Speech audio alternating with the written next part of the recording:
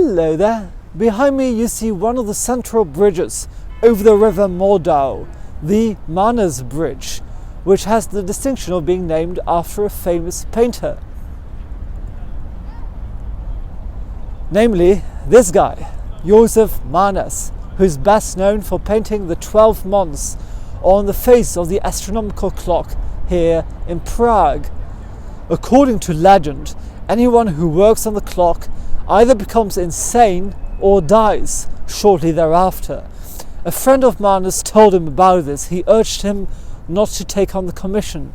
But of course the artist took no heed, went straight ahead and painted the clock. We'll see how that ended. As a young man, Manners studied in Munich, in Bavaria, for 2 years. Upon his return home, he had an affair with the family's maid. His family did not approve of this. It wasn't done, tut-tut, and so they broke off all contact with him. As a result, Manners became severely depressed. Luckily, at this crucial moment in his life, he was patronized by a wealthy count called Bedřich Silva Tarutza, in whose castle he lived and worked for 20 years. After a trip to Russia in 1860, Manners became really mentally disturbed, and his behavior only worsened after 1866, until finally, after a lot of suffering, he died at the age of just 51 in 1871. Although Manners was never really understood or appreciated during his lifetime, as is so often the case, he became only valued after his death. Now he's counted as one of the most famous, most valued painters in Czech history. Of course, I could stop just there. It's certainly a sweet little story. I found it on the internet. But it's worth asking, is it actually true? I mean, it has all the right ingredients.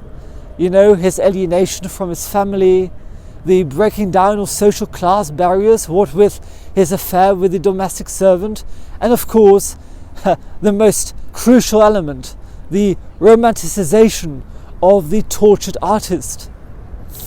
But there's a problem.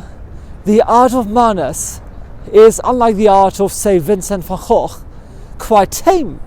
It's quite conventional. It is bourgeois. It's, as a German friend of mine would say, it's Biedermeier, which is about the worst insult you can get as an artist.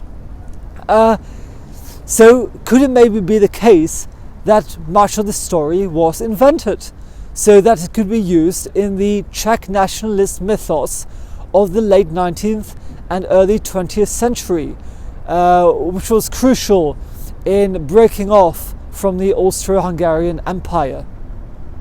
Maybe. I think this is very probable.